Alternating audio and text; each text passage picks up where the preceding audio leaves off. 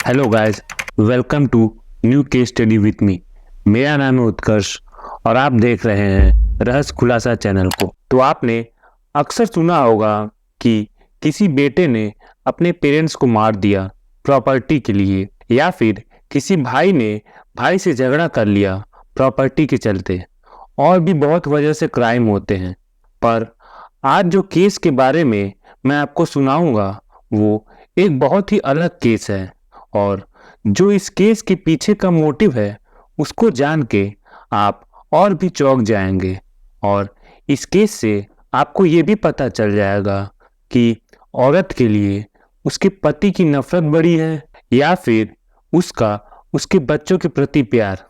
तो चलिए आज का केस शुरू करते हैं। सूचना सेठ, जो कि एक डाइवोर्सी है, वो अपने 4 साल के बेटे के साथ बेंगलुरु में रहती है। इसी महीने की 6 तारीख को वो गोवा से बेंगलोर आती है फ्लाइट से अपने 4 साल के बेटे के साथ। और गोवा में वो सोल बनियान ग्रैंड होटल, जो कि कैंडोलिम गोवा में है, वहाँ रुकती है, जहाँ उसने पहले से ही एक रूम बुक करके रखा था। उसके बाद वो 6 से 8 तारीख को वहाँ गोवा में रहती है और अलग अलग जगह अपने बेटे के साथ घूमती है। और उसकी वापसी की फ्लाइट टिकट 9 तारीख को थी गोवा से बेंगलोर की, पर वो 8 तारीख को ही अपने होटल रिसेप्शन में करीब 11 बजे कॉल करती है और उनसे बोलती है कि एक गाड़ी बुक करने को, क्योंकि उसे अर्जेंटली बेंगलोर निकलना है। जिसके बाद रिसेप्शन वाला उसे बोलता है कि मैम, आप फ्लाइट से चले जाइए, वो आपको ज़्यादा सस्ता पड़ेगा। जिस पर वो बोलती है कि मेरे को अर्जेंट निकलना है, आप गाड़ी का इंतज़ाम कर दीजिए, पैसे की चिंता मत कीजिए।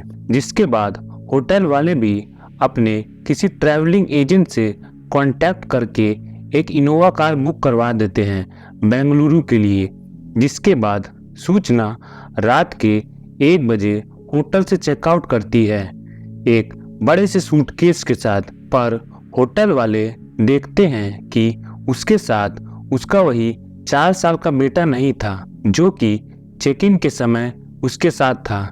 जिस पर होटल के रिसेप्शन वाले पूछते भी हैं कि मैम, वो कहाँ है। जिस पर वो बोलती है कि उसको उसने अपने किसी रिलेटिव के घर कुछ दिनों के लिए छोड़ दिया है। तो वो लोग भी ज़्यादा कुछ नहीं बोलते। जिसके बाद वो लोग सूचना का प्रॉपर चेकआउट करवा देते हैं। उसके बाद सूचना बेंगलोर के लिए निकल जाती है, जो कि उस होटल से लगभग 600 किलोमीटर की दूरी पर था। और ये जर्नी लगभग 11 से 12 घंटे की होती है बाई रोड। अब सुबह हुई लगभग 7 बजे करीब, जब कोई होटल का स्टाफ सूचना के रूम की सफाई वगैरह करने जाता है, तो वो देखता है कि बेड शीट पर खून के निशान हैं। जिस पर वो उस होटल के सुपरवाइजर को ये सब बात बताता है। जिसके बाद वो सुपरवाइजर पास के ही कलंगूट पुलिस थाने में ये सब बता देता है। जिसके बाद वहाँ मौजूद इंस्पेक्टर परेश तुरंत अपनी टीम के साथ उस होटल पहुँच जाते हैं। जिसके बाद वो सूचना के रूम में जाते हैं और वेरीफाई करते हैं कि क्या सच में उस चादर पर ब्लड स्टेन है या नहीं। और होटल वाले भी सीसीटीवी में दिखा देते हैं कि सूचना ने अपने 4 साल के बेटे के साथ चेक इन किया था, पर चेकआउट के वक्त वो उसके साथ नहीं था। जिस पर पुलिस वालों को कुछ अजीब तो लगता ही है। जिसके बाद वो उस ट्रैवल एजेंट से उस ड्राइवर का नंबर निकलवाते हैं, जो कि सूचना को लेकर बेंगलोर जा रहा था। उसके बाद वो उस ड्राइवर को फ़ोन करते हैं और सूचना से बात करवाने बोलते हैं और उससे पूछते हैं कि मैम, आपका बेटा कहाँ है। जिस पर वो बोलती है कि उसने मरगांव में अपने किसी रिश्तेदार के घर उसको कुछ दिनों के लिए छोड़ा है। जिस पर पुलिस उनसे उस घर का एड्रेस मांगती है और सूचना भी बड़े कॉन्फिडेंटली उनको एड्रेस दे देती है। जिसके बाद पुलिस वालों को लगता है कि हम लोग फालतू ही इस पर शक कर रहे हैं। इसने तो घर का एड्रेस भी दे दिया है जहां उसका बेटा है, पर पुलिस कोई भी चूक नहीं करना चाहती थी, तो इसीलिए उस एड्रेस को वेरीफाई करवाने के लिए वो नज़दीक के ही फटोरडा पुलिस स्टेशन कांटेक्ट करके उस एड्रेस को वेरीफाई करने बोलती है। फटोरडा पुलिस जब उस एड्रेस पर जाती है तो वो एड्रेस फर्जी निकलता है। उसके बाद पुलिस तुरंत ड्राइवर को वापस कॉल करती है और उसको बोलती है कि ऐसा बात करने जैसे कि सूचना को पता न लगे कि वो पुलिस से बात कर रहा। ड्राइवर करता भी ऐसा ही है। उसके बाद पुलिस उस ड्राइवर से बोलती है कि तुम्हारे पास जो भी नज़दीक पुलिस स्टेशन है वहाँ पर ले जाके गाड़ी पार्क कर दो और वहाँ के इंस्पेक्टर से हमारी बात करवा देना। जिसके बाद वो ड्राइवर करता भी वही है। वो नज़दीक के ही इमंगला पुलिस स्टेशन, जो कि कर्नाटका के चित्रदुर्ग डिस्ट्रिक्ट में आता था और गोवा पुलिस की जुरिस्डिक्शन से भी बाहर आता है, वहाँ पर ले जाके अपनी इनोवा गाड़ी रोक देता है और वहाँ के इंस्पेक्टर की बात गोवा वाले इंस्पेक्टर से कराता है। जिस पर गोवा वाला इंस्पेक्टर बोलता है कि इनसे पूछताछ करने कि इनका बेटा कहाँ है और इनका बैग जांच करने बोलता है। जब पुलिस सूचना से पूछताछ करती है तो वो उल्टे सीधे जवाब देने लगती है। उसके बाद पुलिस उसके सूटकेस की तलाशी लेती है, जहां उसके सूटकेस में कपड़ों के नीचे उसके 4 साल के बेटे की लाश मिलती है, जिसको देखकर सब पुलिस वाले भी चौंक जाते हैं और चित्रदुर्ग पुलिस ये सब बात गोवा पुलिस को बताती है। फिर गोवा पुलिस भी अब क्योंकि सूचना को कर्नाटका में अरेस्ट किया गया था, जो कि उनके जुरिस्डिक्शन से बाहर था, तो सारी लीगल फॉर्मेलिटीज करती है ताकि उसको गोवा पुलिस वापस अपनी जुरिस्डिक्शन में वापस ले आए। सारी फॉर्मेलिटीज करने के बाद गोवा पुलिस सूचना को अपने कस्टडी में ले लेती है कर्नाटका पुलिस से, जिसके बाद उससे पूछताछ की जाती है और उससे पूछा जाता है कि उसने ऐसा क्यों किया। जिसके बाद वो अपने बारे में और उसने ऐसा सब क्यों किया वो सब बताती है पुलिस को। वो बताती है कि उसने कोलकाता से फिजिक्स ऑनर्स में ग्रेजुएशन किया है, संस्कृत में पोस्ट ग्रेजुएशन किया और एस्ट्रोफिजिक्स से मास्टर किया। जिसके बाद उसने हार्वर्ड यूनिवर्सिटी में डेटा साइंस की पढ़ाई की। जिसके बाद उसने बूमरैंग कॉमर्स में बतौर सीनियर डेटा साइंटिस्ट का काम किया, जहां उसने कुछ AI रिलेटेड प्रोडक्ट्स बनाए और उनके पेटेंट्स भी अपने नाम करवाए। पेटेंट्स का मतलब कि ओनरशिप लेना किसी चीज का, ताकि लोग बाद में उसको अपना नाम ना दे सके कि ये हमने बनवाया। उसका खुद का एक स्टार्टअप AI कंसल्टेंसी कंपनी भी है, माइंडफुल AI लैब नाम से, जो कि AI के फीचर्स डेवलप और कंसल्ट करता है लोगों के लिए। 2021 में सूचना को 100 brilliant women in AI ethics के लिस्ट में भी रखा गया था। 2010 में उसकी शादी वेंकट रमन से हो जाती है, जो कि केरला का रहने वाला था और बेंगलुरु में रहता था काम की वजह से, जहां दोनों की मुलाकात हुई थी। शादी के बाद इनका सब ठीक चल रहा था, दोनों अपने काम में व्यस्त थे। जिसके बाद 2019 में इनको बेटा होता है और 2020 में आपको तो पता ही है कि कोरोना आ गया था, तो इनका वर्क फ्रॉम होम हो गया था, जिसके चलते दोनों सूचना और वेंकट दोनों घर से ही काम करते थे और 2020 में ही इन दोनों में विवाद होना चालू हो गया। नौबत डाइवोर्स तक आ गई, जिसके चलते इन दोनों का कुछ दिनों बाद डाइवोर्स हो जाता है और कोर्ट इनकी बेटे की कस्टडी सूचना को दे देती है, पर एक कंडीशन पर कि वेंकट हर संडे अपने बेटे से मिल सकता है, जिससे कि सूचना खुश नहीं थी। वो नहीं चाहती थी कि वेंकट को उसके बेटे से मिलने दिया जाए। जिसके बाद बेटे की कस्टडी तो सूचना के पास रहती, पर हर संडे वेंकट अपने बेटे से मिलने आता और वेंकट और उसका बेटा दोनों खूब एंजॉय करते, जिसको देखकर सूचना ये कह ले कि मन ही मन जल रही थी, आग बबूला हो रही थी, पर कुछ कर नहीं सकती थी क्योंकि कोर्ट का ऑर्डर था।